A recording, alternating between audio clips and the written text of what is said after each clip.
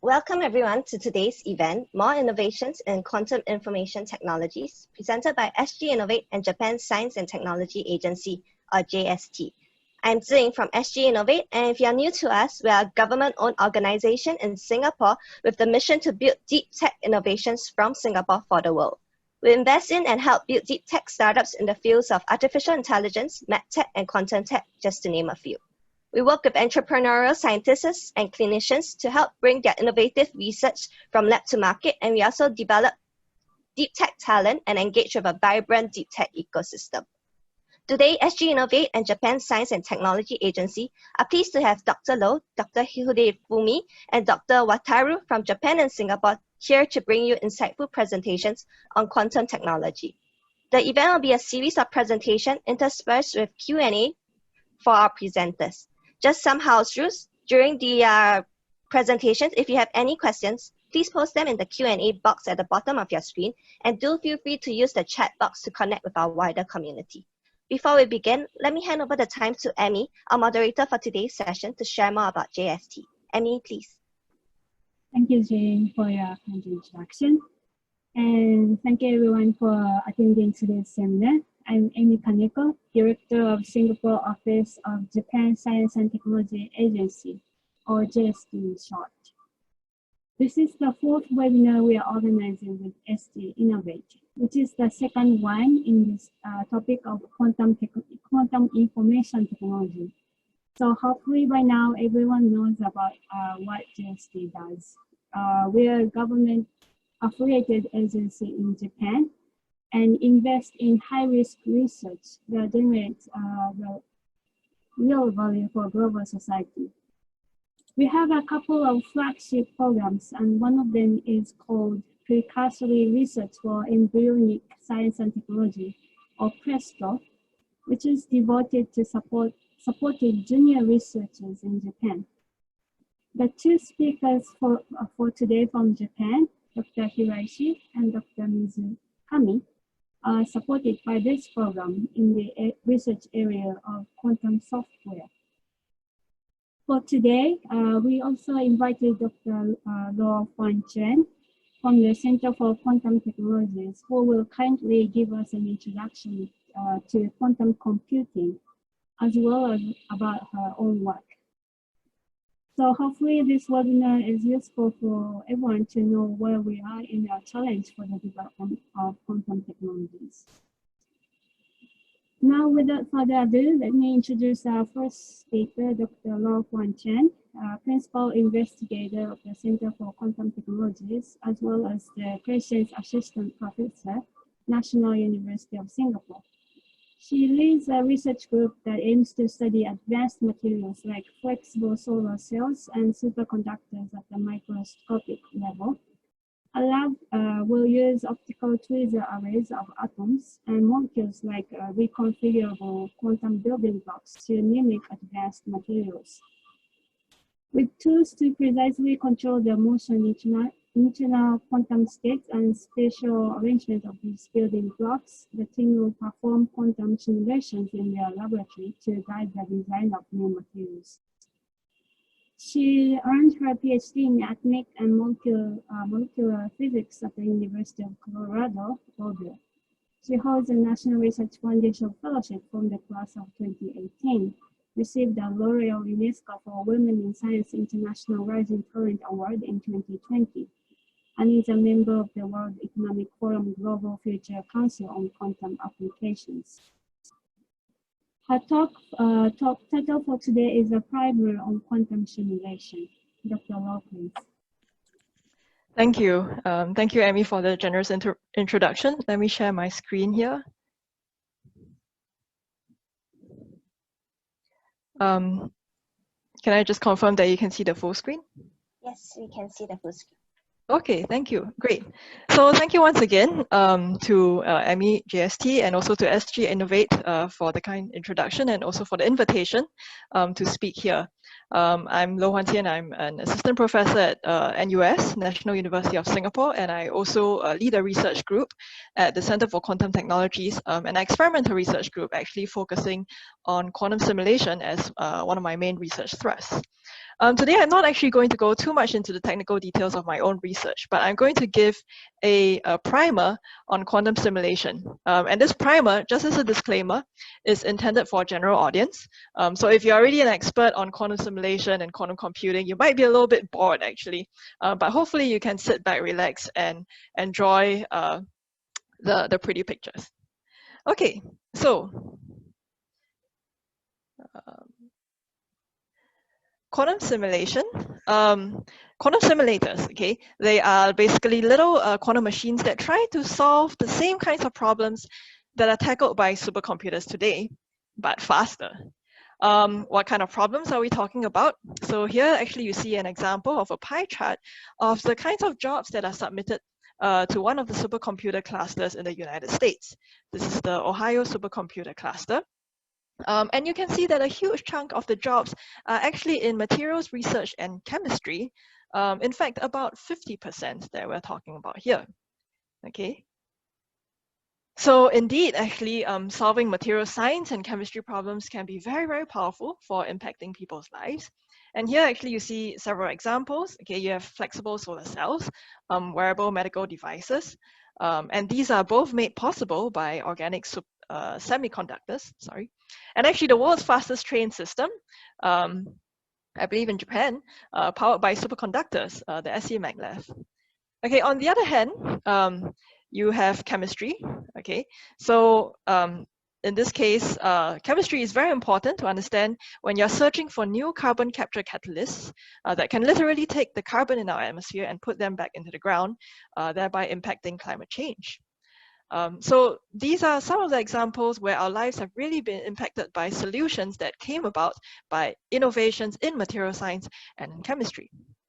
In fact, okay, now I ask all of you to take a step back and close your eyes.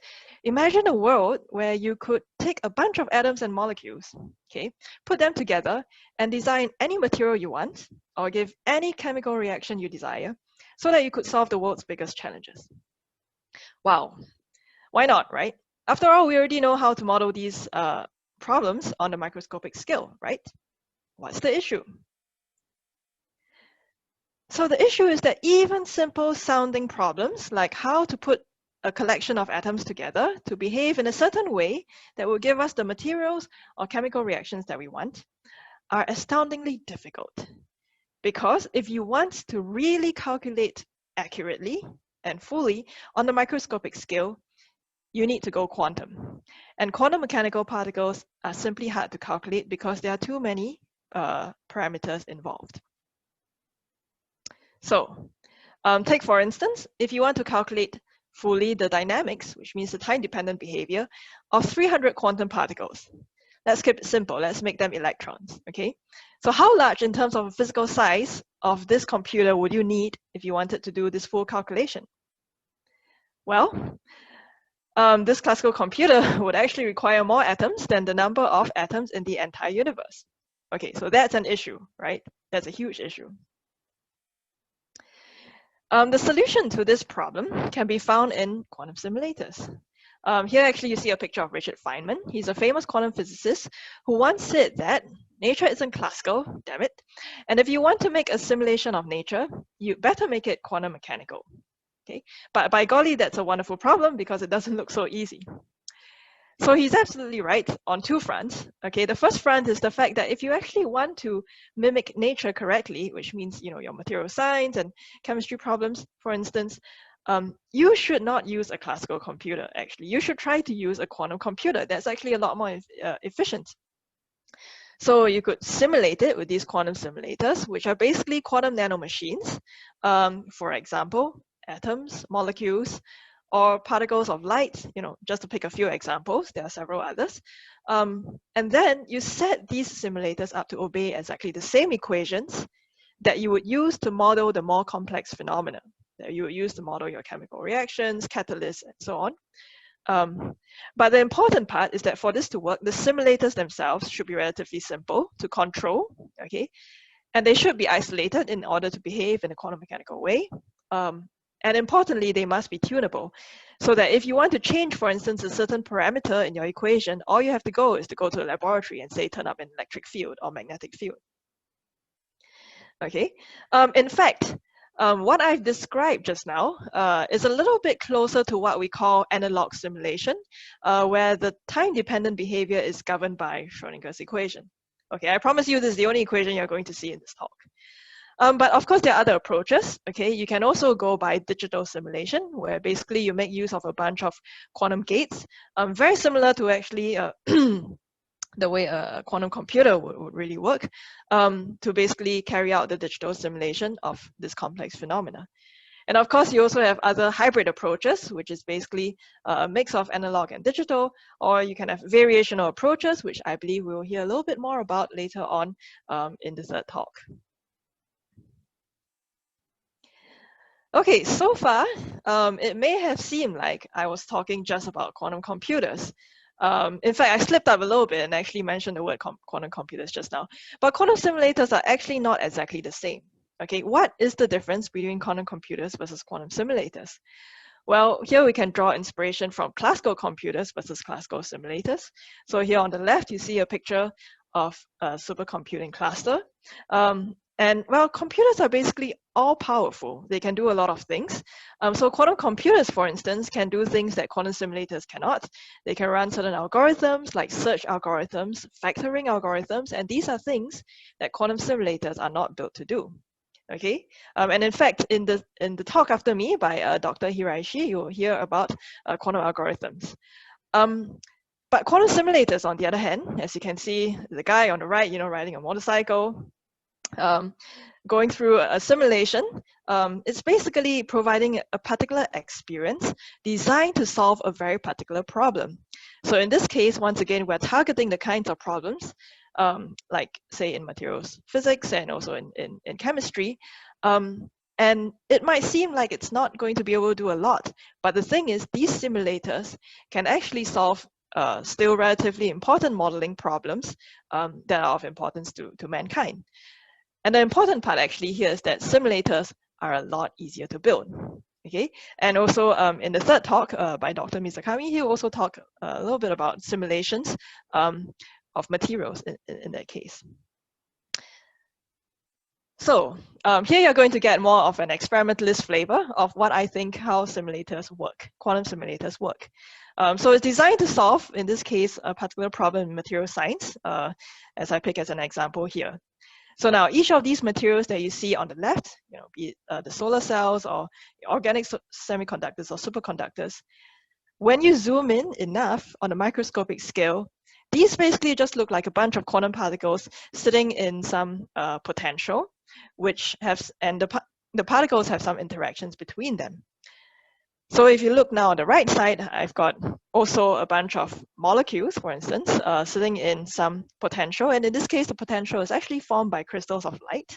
And also I can tune the interactions actually between these quantum mechanical molecules just by applying microwaves or electric fields. And actually, if you squint hard enough, they start to look a little bit like each other. In both cases, you've got a bunch of interacting quantum particles sitting in potentials. And in fact, we like to think of the quantum particles, the quantum simulators, as quantum Lego blocks in this case. But the difference, okay, is that the kind of quantum analog materials that you're able to build in the laboratory, in a quantum simulator laboratory, are a lot cleaner. There are many more things that you can now control. Okay, so to appreciate that, we should take a look at how quantum simulators work a little bit more. So coming back to what Feynman had said previously, these simulators should be obeying the same equations, okay, as you use to model the more complex phenomena, and they need to be controlled, isolated, and tunable. In this case, if you want to understand the materials, if you want to understand the electrical conductivity, for instance, of a superconductor, which is a material that can actually conduct electricity without any loss, it's equivalent to understanding on a microscopic scale how these electrons will move in time. And what you see over here is actually a bunch of molecules. For instance, it's just a cartoon picture of molecules trapped in individual tweezers. And here the molecules can be prepared in particular internal states. And those internal states can actually mean that you can map these molecules into the same case as electrons, okay, the different states of an electron. So that's how you would mimic, okay? The electrons will basically be the molecular spin in this case. Thermal conductivity, if you want to understand how materials can conduct heat, which can also be very important. On a microscopic scale, that's the same as understanding how phonons move in time. Well, how do I control that? Well, in this case, the molecules are simply held in tweezers, which means that to lowest approximation, these molecules seem like they're sitting in a well, a harmonic well, and you can actually shake that well around. You can change the tightness of the confinement and so on, and therefore control actually these phonons in this case. So there are very tangible ways of actually mapping things like electrons and phonons in a real material into the equivalent properties in a quantum simulator laboratory. And in fact, here I give you an a la carte menu of the things that we can control. We can control the internal quantum state, the external quantum state, which is simply the motion, the interaction strength between different molecules, the interaction anisotropy, which means that whether or not the molecules are actually approaching each other side by side or head to tail, they can experience attractive or repulsive interactions. And that actually makes for very rich kinds of models that you can build for the different materials, very exotic materials, in fact. And finally, you can control these array sizes and array geometries and even the doping. Doping is a huge thing. That's very, very difficult for people to do in a real material. But here you can simply put in a dopant by controlling one of these molecules and putting it in a different spin, for instance.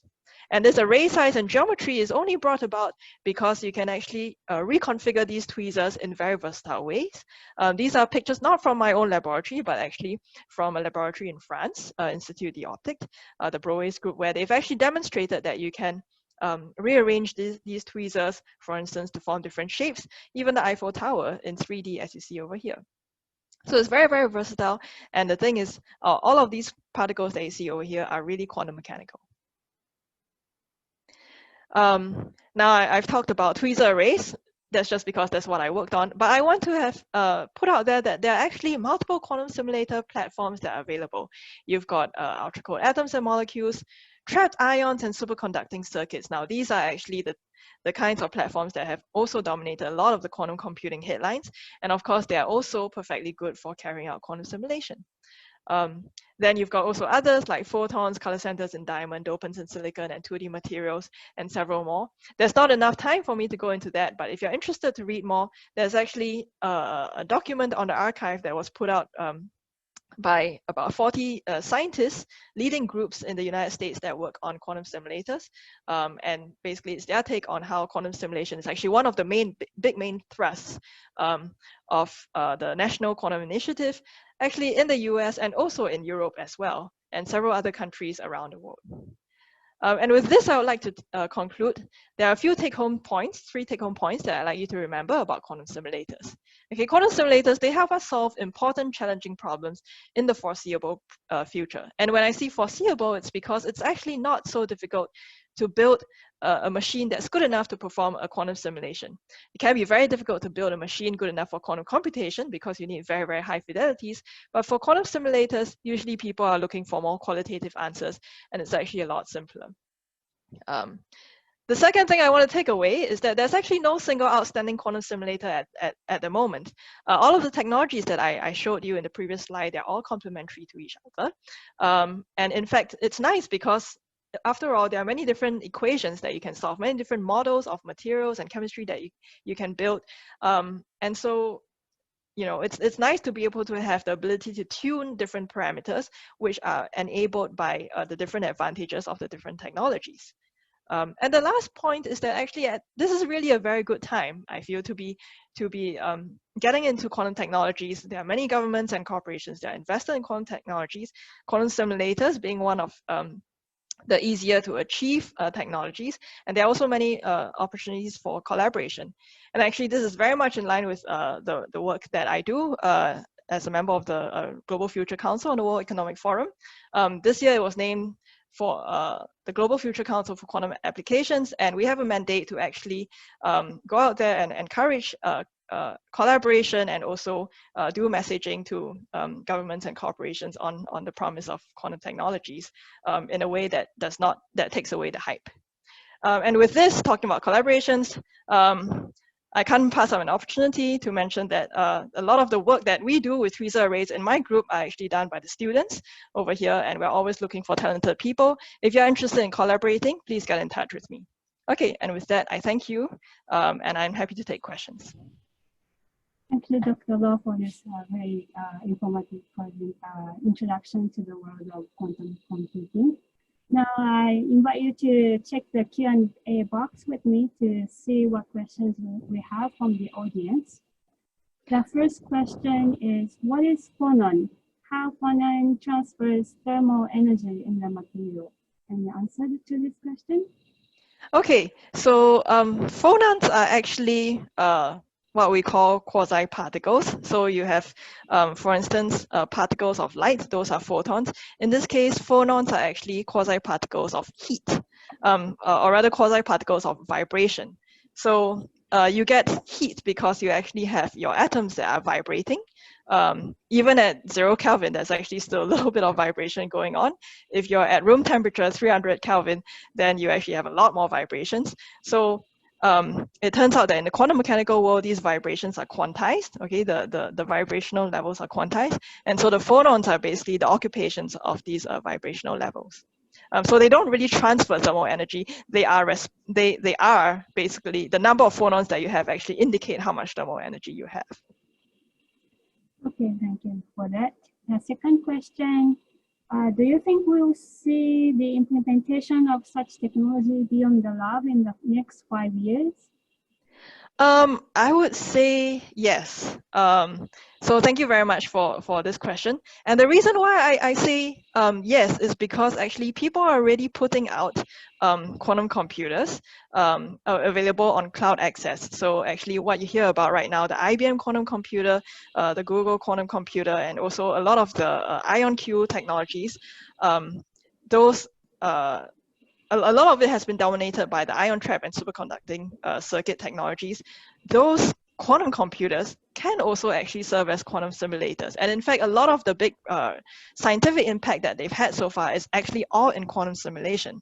So I would say that that's already actually on a level that's taking a lot of commercial interest. So I would say that yes, you see that beyond the lab. Now, are you going to get your own personal quantum simulator? No, I would not say so. Because again, it's all based on a cloud-based model. You're trying to tackle the kinds of problems that are tackled by supercomputing clusters. Nobody has a supercomputing cluster in their own personal backyard. So it's really something that you try to access through a cloud. And I also want to give a shout out to the other technologies, the own technology that I'm invested in, tweezer arrays. There's also been actually a lot of startups in this area, Pascal, for instance, atom computing. So again, I think it's a very vibrant time. And I would say in 5 years, I think there's a lot to look forward to. The next question is from Timothy. Which countries are leading in these fields? So I would say that quantum simulation, of course, a very big one is the United States, and then the Europe as well. But a lot of other countries, I don't think that this is really just relegated to the large countries. And of course, I cannot forget that China, at USTC, for instance, there's a very big effort on performing quantum simulation. A lot of other countries, of course, Japan, Australia, Singapore, we also are contributing very much. There are a lot of niche areas that these smaller countries are also pitching in and pulling their weight. Okay, thank you for that. Another one from Tuan. How a computer science and physics major could contribute to quantum simulation technology? Excellent question. So for physics, well, if you study physics, quantum simulation is all about understanding quantum physics. So there's really a lot of physics involved because you need to understand, for instance, how to map those equations into how the controls that you would carry out in the laboratory. So the physics of atoms, molecules, for instance. Computer science, that's actually very rich because a lot of, there's a huge thrust right now in quantum simulation, which is really the intersection of quantum simulation with machine learning, for instance. So for instance, how you can make use of machine learning in a more classical sense to make more efficient quantum simulators and things like that, the rearrangement, for instance, of these tweezers. And also then you could use the quantum simulators to also propel quantum machine learning. So they kind of could feed back into each other. So I would say that if you are someone who's interested in computer science and physics, this really is a very good area to get into. Thank you for that. Because of the time constraint, I think I have to close the Q&A session, but can I trouble Dr. Loh to type in your replies in the Q&A sessions to the questions we have from the audience? Sure. So that the replies can be shared among the audience. Sure. Thank you very much. Okay, thank you. Thank you. Okay, now it's time for us to welcome Dr. Hidefumi Hiraishi. He is an assistant professor at the Department of Computer Science at the University of Tokyo. In 2016, he received his PhD in computer science from the University of Tokyo, as well as, and he's also a postdoc researcher at JST. His research interests include discrete mathematics, combinational optimization, and quantum computation. His presentation title is Quantum Algorithms on Graph Decompositions. Dr. Hiraishi, please go ahead. Okay, can you see my slide? Okay. Oh. Yes, I can see. Okay. Okay, thank you for invitation and thank you for giving me an opportunity to present here. I'm Hidefumi Hiraishi from University of Tokyo. So today I talk about quantum algorithms on graph decompositions. So graph decomposition is a term from technical term from discrete mathematics and algorithm design. So maybe audience with physics background is not familiar with this term, graph decomposition, but I will explain its overview later. So before introducing research, let me introduce my background again. So my background is computer science and discrete mathematics. In 2016, for German and algorithms, and algorithms, and in particular, I focused on a geometric structure called matroid. So matroid is the underlying structure among many geometric objects. So after I obtained PhD, I joined the Department of Computer Science in University of Tokyo as an assistant professor. And from then, I have been also working on algorithms for spin models, such as the Ising model, Potts model, and ice-type model, and related topics. So especially parameter algorithms using graph decomposition techniques for these spin models. And from last year, I have researched quantum classical hybridization methods for combinatorial problems as place researcher of JST. So let's introduce my project. The goal of my project is hybrid algorithms for combinatorial optimization problems. So, you know, there are a wide variety of optimization problems, but unfortunately, many of these problems are incomplete in theory. So to tackle these hard problems, there is a well-researched frameworks in algorithm design field. It is a graph decomposition theory and parameterized algorithm theory. So roughly speaking, graph decomposition is a framework to divide large scale graphs and large scale data into easy part and hard part. So for easy part, the solution can be efficiently computed by using its combinatorial structure. On the other hand, for the hard part, there is no known tractable algorithms to compute the solutions. However, if the size of the hard part is small, it takes a small amount of time to obtain the solutions of hard part. So typically, real data tend to be highly structured. So these highly structured data often admit the nice decomposition. So nice decomposition, I mean, so decomposable into large size easy part and a small size hard part. And the hard part intrinsically admit only exhaustive search, brute force algorithm, or such kind of algorithms. So in the size of the hard part is small, even such a exhaustive search for the hard part will work well. Therefore, it is tractable with only classical computers. However, if the size of the hard part is not so small, intermediate size, the classical computer cannot deal with the hard part. The focus of my research is here. So our target is to accelerate this case by introducing quantum algorithms and quantum subroutines. And so the framework to evaluate the running time for highly structured data is called parameterized algorithms. And parameterized algorithms have been well researched for this 1 or 2 decades as a promising framework to tackle with computationally hard problems. So usually, in orderly method, when we evaluate the running time, the data size is used. So if the running time is proportional to the polynomial of data size, the algorithms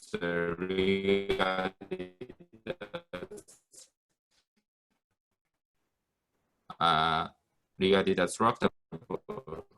On the other hand, if the running time is more than polynomial, exponential, or sub-exponential, these are all highly structured. We first introduce some structural parameters. And if we can design algorithms with this running time, I mean the part of the data size and the part of the structural parameter can be separated, then these algorithms are regarded as structurable. So this is because the structural parameter of highly structured data tend to be bounded regardless of data size. And if so, this exponential part is just a constant. So even if the data size becomes larger and larger, the part of the structural parameter does not increase. So this type of evaluation framework is called parameterized algorithms. And our target problem at this moment here, so ground state of Ising model and vertex cover and independent set. So these 3 problems categorized as NP complete, NP hard problem, I mean computational hard problems. So in context of parameterized algorithms, the existing fastest classical algorithms are here. So TW, I mean the tree width. So tree width is a structural parameter which is often used for graph problems. So roughly speaking, tree widths represent how a given graph is close to tree structure. So by introducing quantum subroutine, these algorithms can be accelerated, and this is a running time of our algorithms. So the part of the structural parameter is reduced. So by introducing which we can compute becomes larger. So let me briefly explain these problems. So first, the ground state of Ising model. So Ising model is an undirected graph equipped with vertex and edge parameter. So edge parameter represents the effect of interaction, and vertex parameters represents the effect of external magnetic field. So for Ising model, spin is assigned with each vertex, and the energy of each spin is measured like this. The problem is to find the spin with the smallest energy, and such a smallest energy spin is called ground state. So this problem is, originated in statistical physics, but also well studied in discrete mathematics. So finding ground state is computationally hard, even for approximation and even for restricted type of graphs. So then move to vertex cover and independent set. So given a graph, a vertex cover is a subset of vertex which covers also. So this vertex covers these 3 edges, and this vertex covers these 3 edges, and like this, these 4 is to find minimum size vertex cover, and also independent set problem is defined like this. We skip this, and minimum vertex cover and maximum independent set are computationally hard even for approximation. So therefore, parameterized algorithm using graph decomposition are effective framework for these hard problems. So here, I briefly explain the rough image of classical algorithms using tree decomposition and explain how to accelerate it by quantum subroutine. So first, input graph is given. So then we construct a rooted tree independent of input graph. For rooted tree, we assign each node of tree with a subgraph of input graph. So for the root node, input graph itself is assigned, and for node near the root, large subgraph are assigned, and for node distant from the root, small subgraph are assigned. And subgraph of parent node, and the subgraph of parent node is a union of subgraph of children's node like this. And tree width is a maximum size of common part of subgraphs of sibling nodes. So then from bottom to top, we compute partial solutions of assigned subgraphs. And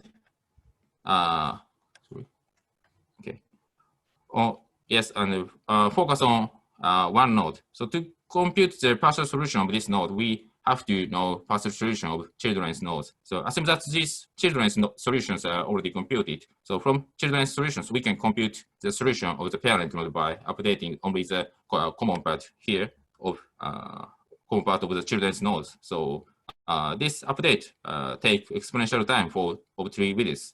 So by repeating from bottom to top, finally we can obtain the solution of input graph itself. And as I mentioned, it takes exponential time of tree widths to compute the parent solution from children solutions with classical computer. So, but by representing the partial solution by quantum state and using QFT, the quantum Fourier transform, the running time of this part can be reduced to polynomial time of tree widths. And finally, at root node, we achieve this running time by using quantum minimum finding this running time. And this is an overview of our algorithms. And as I explained so far, we designed quantum algorithms using tree decomposition. On the other hand, each parameter has each advantage and disadvantage. So tree widths have advantage over sparse graph. For sparse graphs, tree widths tend to be smaller and bounded. So however, for dense graph, tree widths tend to be bigger and unbounded. So on the other hand, there is a parameter which has a opposite property, opposite characteristic. So it's a click widths. So click widths tend to become smaller and bounded for dense graph. And if we can design quantum algorithms using click widths, the scope of graph we can cover become wider. And as a parameter, we are planning to focus on branch widths and rank widths. So these parameters can cover matroid data. So matroid is, as I mentioned before in my background, so is underlying structure among many geometric data. And branch widths and rank widths cover matroid data, structure matroid data. So therefore, if we can design quantum algorithm using branch widths and rank widths, we can deal with data beyond graphs. So it's an overview of my research and plan. So this is a conclusion and the future plan. The first, so the time is over the limit. So this is the end of my talk. Okay. Thank you, Dr. Hiraishi. Yeah. This one. Yeah, thank you, Dr. Hiraishi, for your presentation. Now I invite you to check the Q&A box with me to see what questions we have from the audience. I think this one from Upper Asia is meant for you. How can we translate this advanced technology, quantum simulations, down to something easier for the layman to understand its potential and use? Yes, if you have some mathematical, for example, discrete mathematics background, so you can understand some part of the quantum technologies. So I think the important thing is to have your own view, I think. Okay. What about And for then- someone without any knowledge in mathematics? Yeah.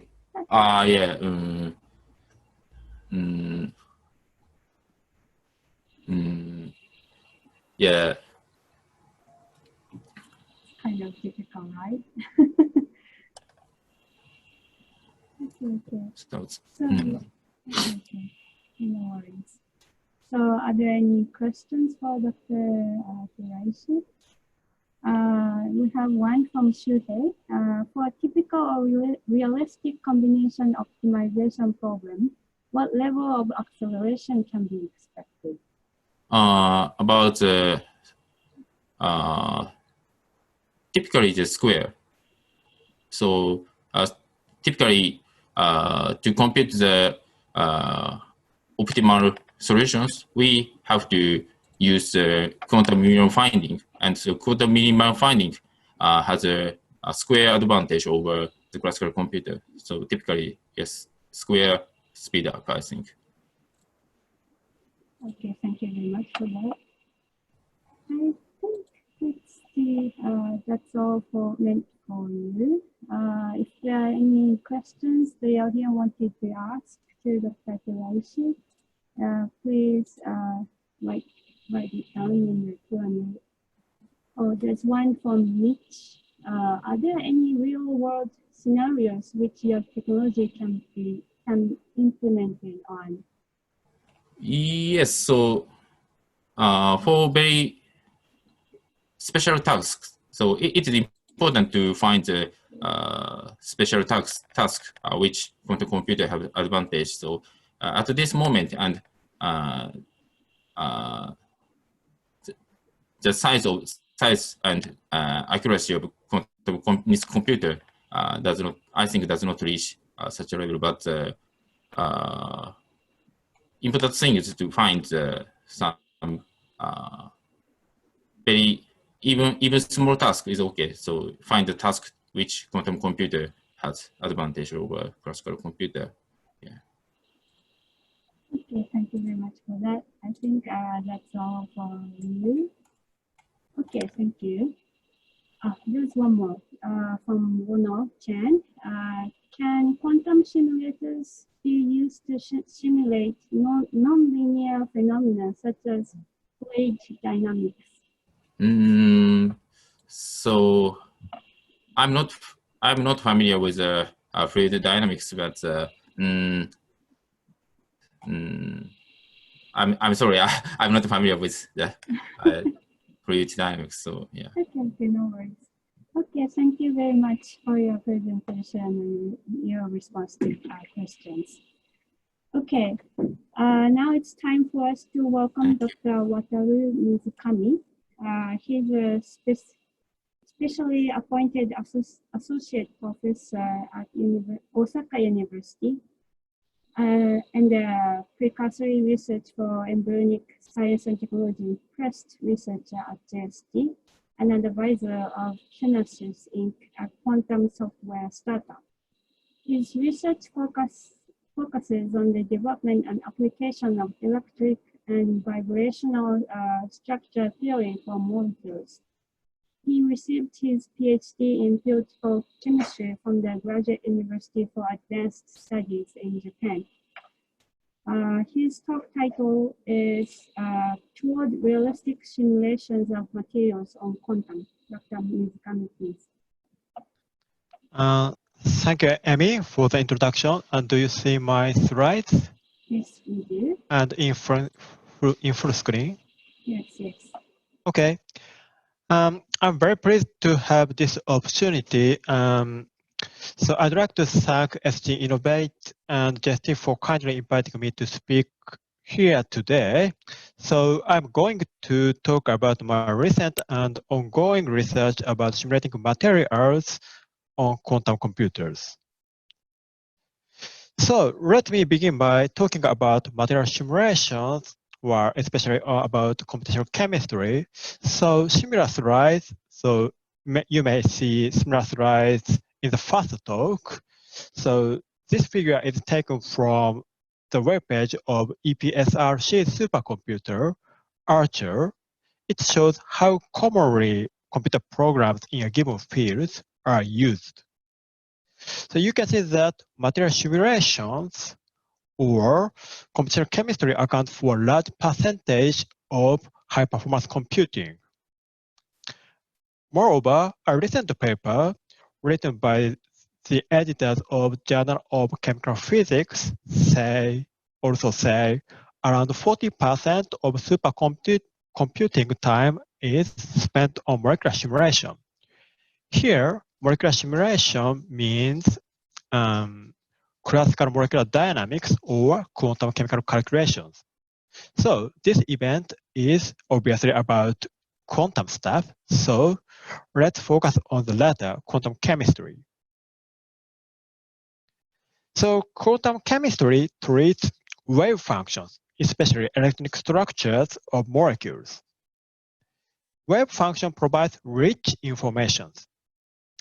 So in principle, if we were able to solve Schrödinger equation exactly, so the microscopic world could be perfectly simulated.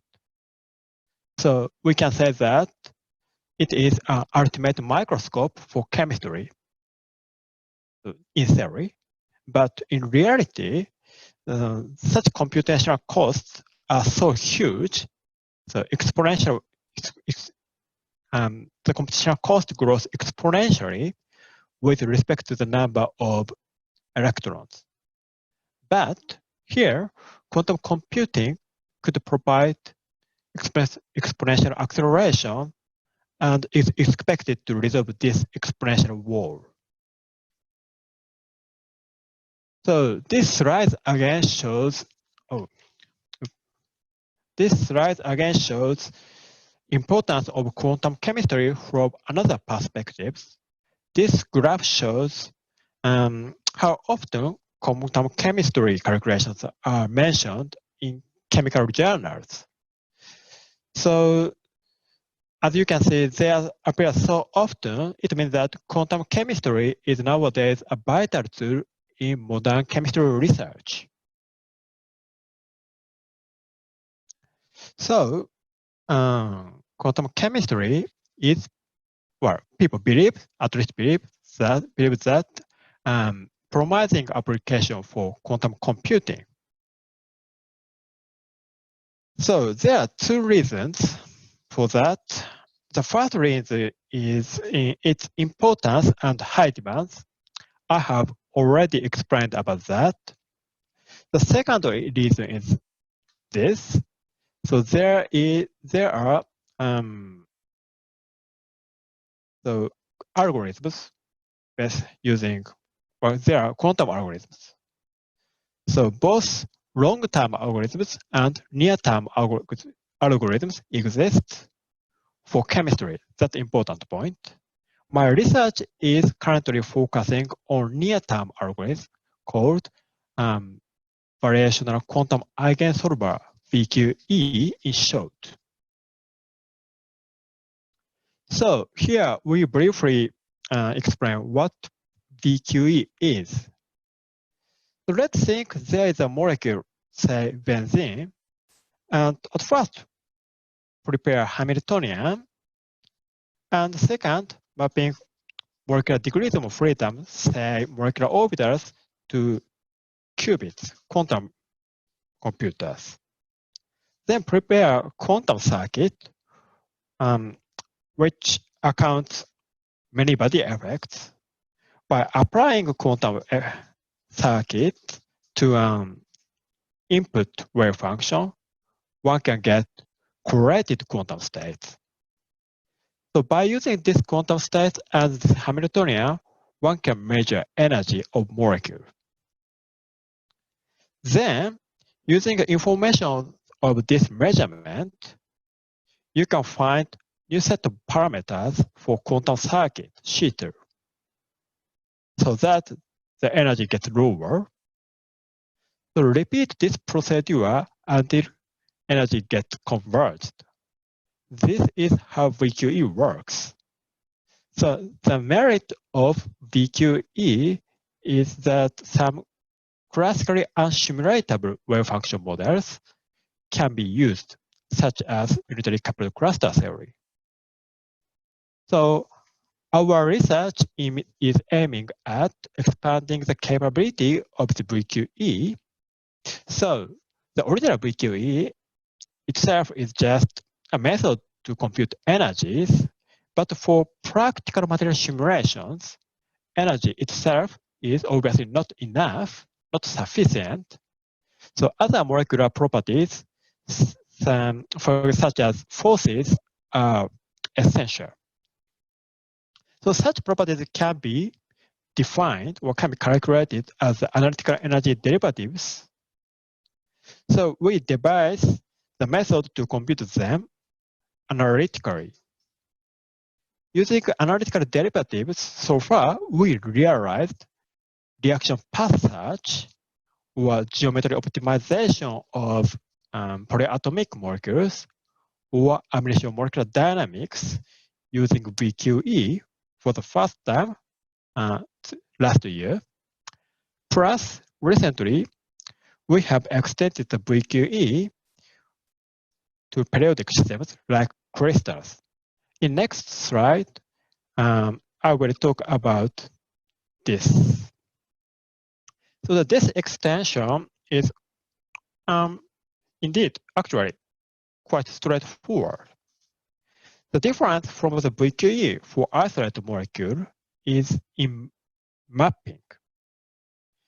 In the VQE for solids, crystal orbitals, which is an extension of molecular orbital concept to crystals, at each reciprocal K point mapping to qubits. And this graph shows that the accuracy of VQE for solids. So the red color is exact calculations, the reference calculations, and the purple one is the VQE for solids, and it is very close. And on the other hand, the coupled cluster theory, the yellow one, breaks down. This is a kind of standard approach in quantum chemistry, current standard. Moreover, we have developed computing quasi-band structure based on the VQE. We have uploaded these results on arXiv last August. So if you are interested, please look at this paper. So this mapping techniques enables another interesting calculations for periodic systems. That is neural network wave function for solid systems. So in 2017, Carrero and Troyer proposed a method that restricted Boltzmann machine, this kind of neural network, can be used to describe wave function of spin systems. We extended this method to real solid systems. So this is a kind of quantum-inspired algorithm.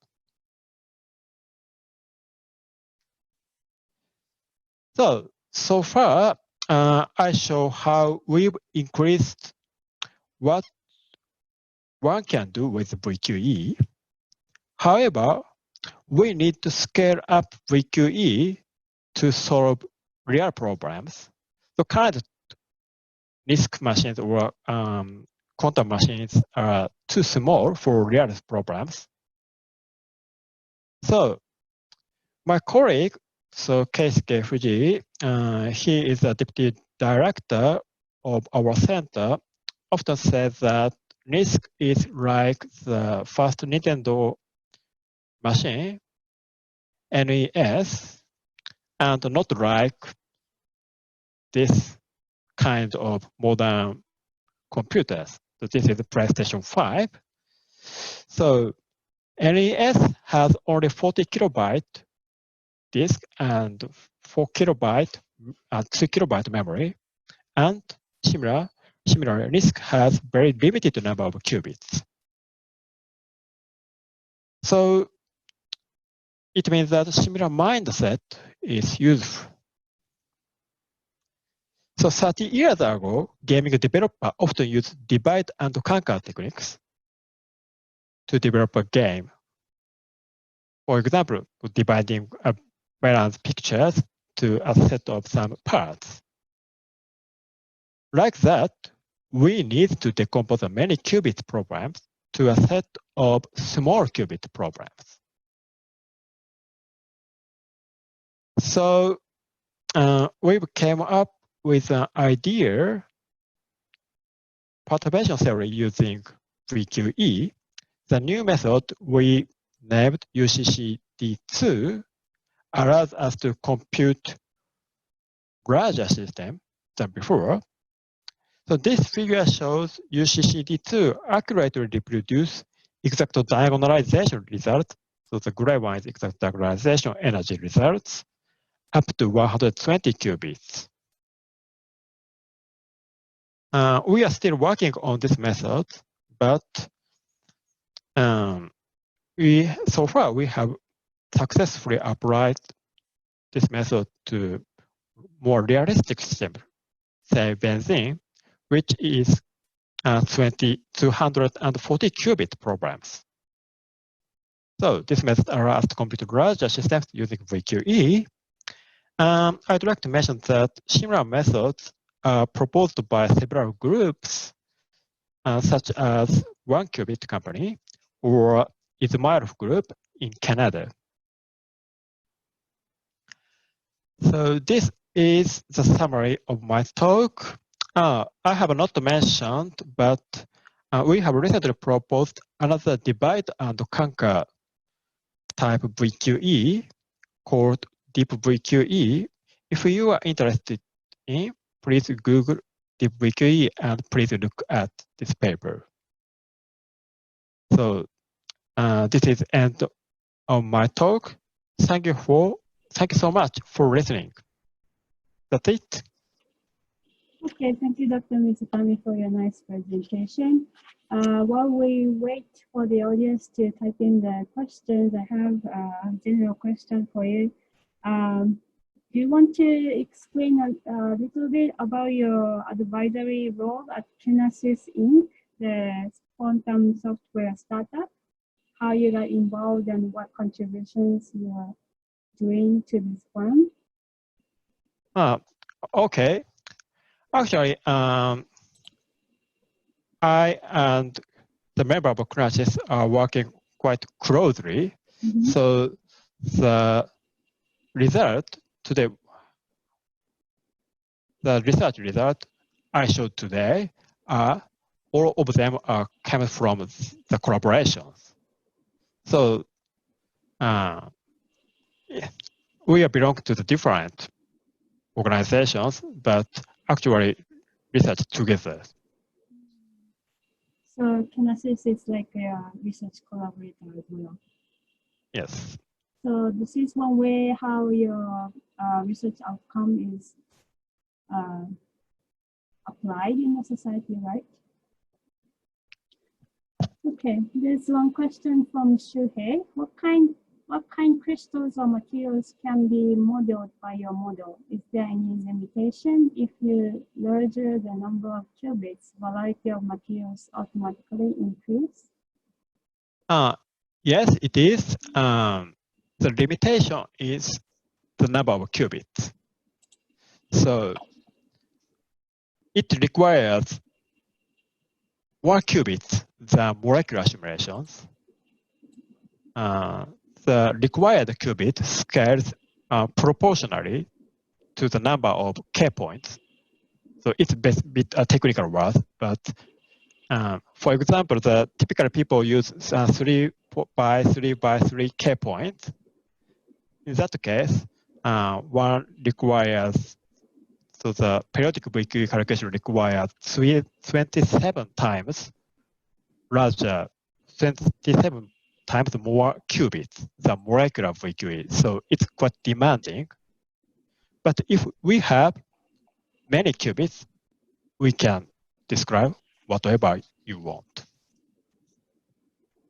Okay, thank you for that. Another one from Mitsu. Any collaborations in the works with Singapore? So do you have any collaborative relationship with Singapore at this moment? At this moment, all the collaborative works is quite domestic, so just in Japan. So, but we are looking for collaborators also overseas because this field is quite competitive. Mm-hmm. Okay, today's audience is from different countries like Singapore, Japan, Mexico, Canada. So if anyone is interested in collaborating with Dr. Wataru, then I guess you can write to him. Okay, I think that's all. Thank you, Dr. Wataru. Thank you so much. For your presentation. Okay, now I'd like to give the floor back to Jean for her closing remarks, please. Yep. Thank you, Dr. Low, Dr. Hidefumi, and Dr. Wataru for your insightful presentations, and Emmy for your great moderation. And of course, thank you to all our attendees for your time and questions. It's great that there's a large number of our global community interested in quantum technology, and we hope you came away from this session with more knowledge and insights on the innovations in Singapore and Japan.